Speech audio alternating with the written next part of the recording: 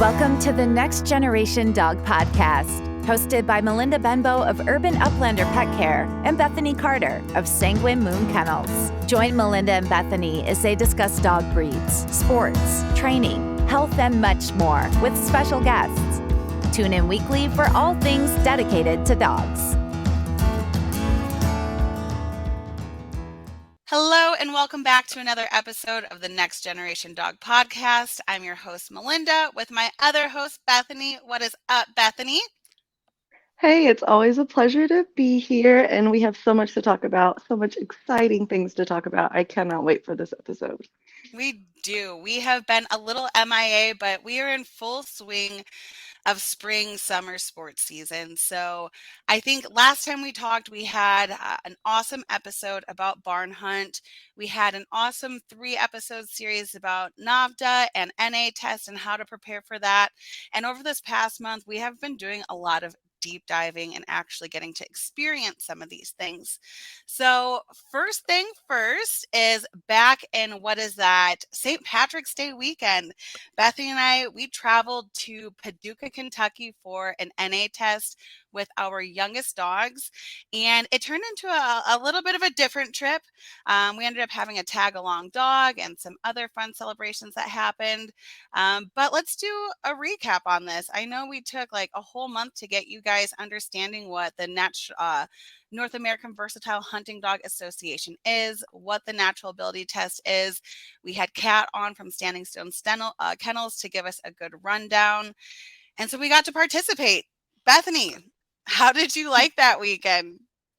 Oh my gosh, it was so much more relaxed. While it wasn't my own dog, and I was a little anxious about running a dog that I was unfamiliar with, hadn't done any training with, it was still a lot of fun. Amy ended up not being able to be healthy enough to head out to Paducah, so I decided to run Comet for her. And that was an absolute blast, not having the pressure of like my own dog. Mhm. Yeah, I think that's a great place to start off. We went with 3 puppies, a setter, and Miss Lilo, Ryan, Ryan's dog. Yep.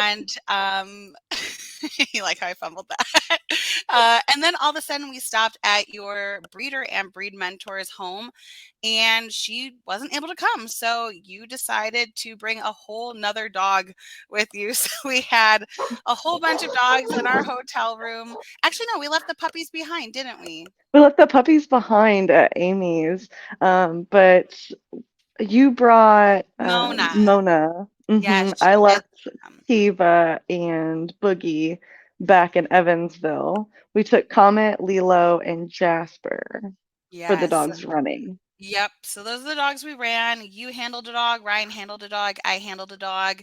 We all did the natural ability test, and my worst fear came true, and I was, I think, first person each Yep. time. And I hate being first up. There's so much pressure when you're the first person. Back in the day, one of my not fondest experiences, Shug was first to run, and I think I've just had a little bad taste in my mouth since then. But we had fun. We did the field portion first. Jasper got out there. The judges were so nice. Again, we ran at Paducah, which is the Four Rivers chapter. As soon as the judges gave me my debriefing and told me I could let my dog free, he followed this trail off to the left and just disappeared into the tree line. And my heart instantly just sunk. I just thought right then and there, oh my gosh, my dog's he's gone. But I did let the judge know, first thing, they always tell you, handle your dog the way you would if you were actually hunting. And so I just let them know if we were actually out or in a training scenario trying to get out on birds, I would let him run to start out. He's been cooped up on a 5-hour car ride. I want him to get some energy out, work those legs, stretch. And that's exactly what he did right before I started to really panic because, that is what I told the judge, but it was also me kind of like trying to stall out that my dog ran off into the horizon. But he just came out of nowhere from the tree line and was ready to hunt. He did great. He found 3 chucker, pointed all of them nice and steady. From then, he ended up chasing, which is, a little disheartening since we had worked on it. Fortunately, it is not a criteria of this test. That is just a personal goal of mine, which is why I was a little hurt by it. But he did retrieve those birds to hand. Again, not something part of the test, but a great way to get my dog back to me, and a great show of cooperation, in my opinion. So we did wonderful. You have to water your dog. The wonderful thing the judge kept saying was, sometimes you have to water your dog, sometimes the dog needs water. So saying sometimes your dog may be actually thirsty, but you may actually just need to take a break, recollect, get your dog kind of back focused. And it worked perfect for that. So I was super happy with my field portion. I'm like smiling right now thinking about it. He did such a wonderful job. So B, tell us how you and Comet enjoyed your field portion. I think our field portion went really better than I could have ever anticipated. Again, not knowing Comet, I had met her a few times, spent a couple weekends with her, but it was, her running around and not any form of training or relationship building activities. So it was quite the honor that Amy gave me, but also the trust, right? And so, again, not knowing this dog, Amy gave me a few commands and a whistle, and I let the leash, unhook from the collar, and she was such a pleasant handle. She stayed really close. She kind of ventured off. She was hunting. What I was most pleased with that when she did find Checker, because we were the last to run, we ended up hitting a couple coveys of chucker. And so she would hit that point and they would fly up. She'd chase for just a few yards. I would yell, Comet, blow that whistle, and she'd turn right back around and be ready to go. It was so astonishing to see just truly right that natural ability occur. So that field portion went really well for us. And just like you said, after a couple times that she was busting those big groups of birds, I would water her, right? I would bring her back, water her, kind of reset her, because that gets really exciting for a puppy, to see a bunch of birds fly up at one time. So it was really exciting. And I think then leading into the water portion, it was extremely cold that day. Extremely. Yeah, the wind was whipping. I have never spent so much time in my vehicle at an event. I usually like to be that person out congregating, getting to meet the other people that are participating, and I did try, but man, it was so cold. It was so, But yeah, from field, I think we went to tracking, because it was such a cold day that oh, they let yes. us, yep, they let us kind of wait till the end to do that. And again, first up, I was super disheartened at the end of my tracking run. Comet, like you said, it did a wonderful natural job in the field. And the unfortunate part about NA is, even though it's natural ability, there is a lot of training that typically does go in for a lot of dogs, like Jasper and I's situation. So we worked really hard on our tracking. Kat came on and did that wonderful breakdown for us, and we worked on it. I watched this dog go from running 100-meter dashes past a track to actually stopping, putting his nose down, and moving at a good pace to actually scent a bird track, if you will. He's not a tracking, he's an English setter. We're trying to play a pointers game a lot of the time, but we worked really hard on it. And being first up, I really, didn't have a good idea of how the tracking was going to go since, again, we're first.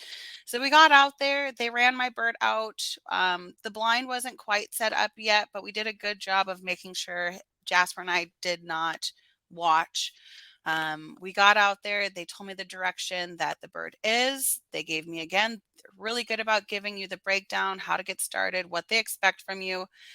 And so I unhooked my dog, and he moved a lot faster than I wanted him to be moving for being in a tracking portion. I was really worried. The way he was working kind of gave me some hope, because the wind was, again, whipping. Not the most ideal circumstances for a tracking portion, I'll say. It was only a few seconds of him being in the field when the judge said, all right, leash up your dog. And my heart dropped. I thought, oh my gosh, they've seen what they need to see. They're not impressed. They're like, get this dog out the Yes. field. I And was then nervous for you trying to figure out I what was going know. on from the sidelines. Yeah, I mean, I think this is the one time I came to the sidelines and everyone was like, "Whoa, what just happened?" And I was honestly, I don't know. And there were so many wonderful veterans in this sport there, kind of giving their input that made me feel a little bit hopeful. Like, hey, if they call your dog that early, they did see what they need to see, and it's probably a good thing, right? But from there, they did move the track in a different direction, which, at first I kind of was, again, a little upset about. I kind of thought that Jasper deserved to have that same setup that they were now presenting to the other dogs. Um, so, I won't give the full breakdown. We can definitely go over our scores here at the end, but that's how my tracking portion went. I'll leave it there for now. But Yes. Bea, how did you feel? I think watching Lilo did great. I think that was the one that she either scored a 3 or a 4, and I can't remember off the top of my head. But she scored pretty highly in that. And uh, you guys had worked really hard with that. I know Ryan had spent a lot of hours training with you, and even training with himself here at home and, independently. And he worked really hard with Lilo. He did. I will give him the benefit of the He doubt. did. He Uh, was wonderful with that pup. yes, that is his heart dog, and it definitely shows. She's really willing to work for him. So she did an excellent job. Comet kind of got off track a little bit, but I was able to bring her back to the bird or to the feather pile, and then she kind of figured it out, and off she went. Um, so I think it went really well for, again, not training with Comet at all. She ended up with a prize still, so it was really exciting. Yeah, I mean, watching her and Lilo, they in the tracking portion, they both had noses to the ground, progressed Hmm. forward. They did what they needed to do in the tracking portion. Yep. And watching from the sidelines, you could definitely see, yeah, those dogs are doing what they need to do. I think that was also the scary part about everyone watching the setter go first. Well, I don't know if that was right, but we'll see.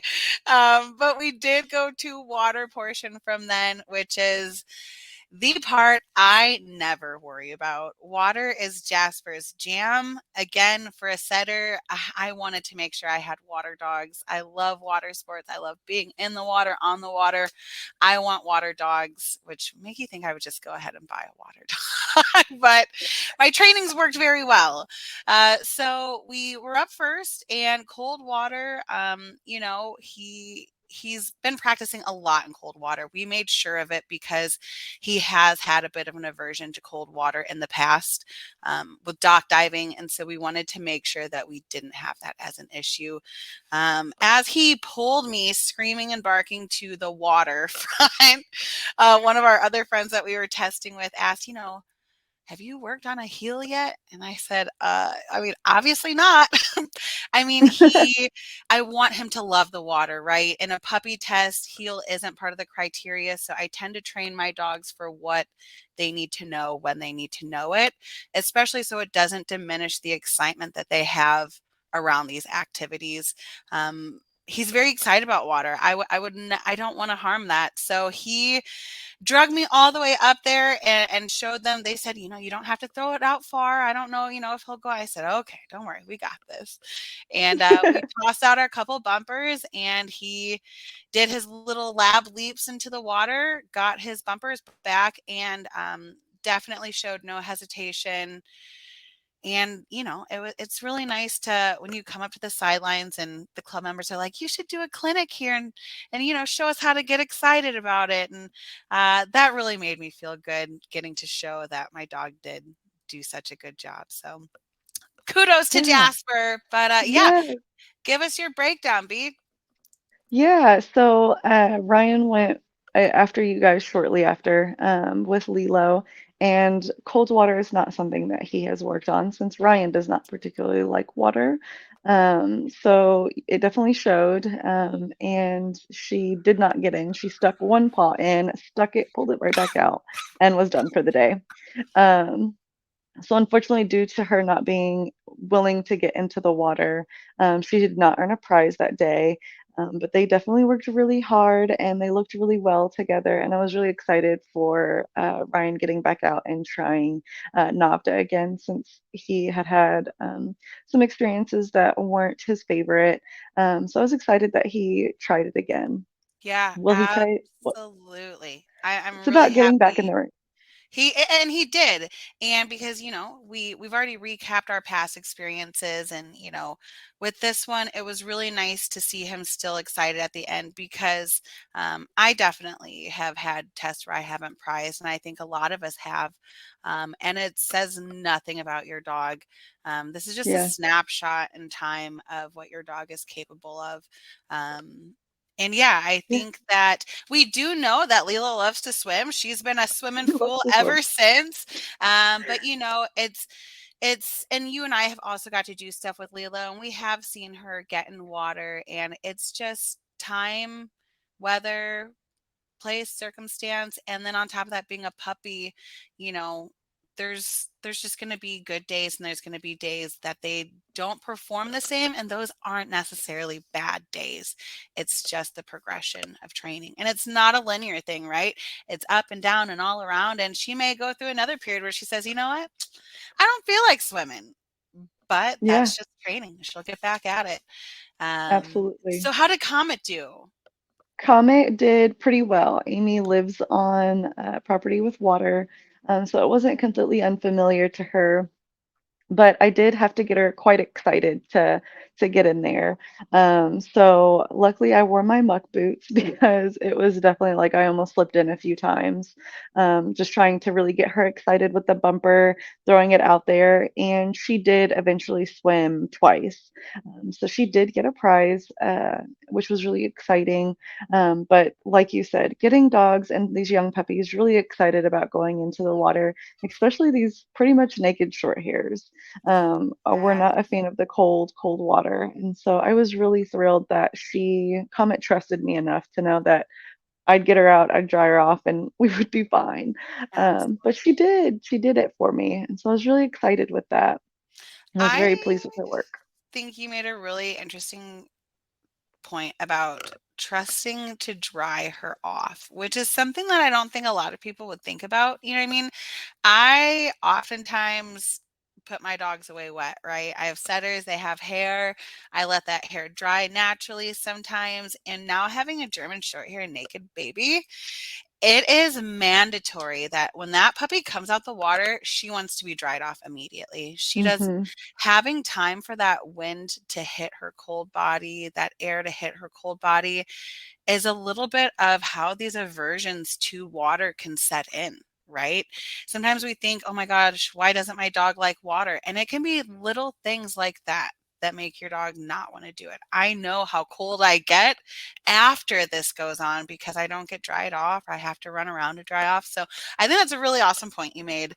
And it just goes into the problem solving of working with your dog. And also, like you said, we got to get these puppies excited. I think sometimes it's, I don't want to poke on our friend men trainers, but sometimes it's hard for some people to do what's necessary to get these dogs excited. And like you said, you almost had to get in the water to get that pup excited. And oftentimes that's where I find myself in our training process, right? We go above and beyond to make cackling noises and jump in the water with them and do everything we can to get these dogs excited. So Yes. it can be hard, but it happens. Just keep working with it. It'll happen. Just like it did with Miss Lilo. So even Miss Mona and I are still working on it. She's like, lady, I'm going to swim, but you better dry me off. Um, but no, so that is the whole test. Again, it's a field portion.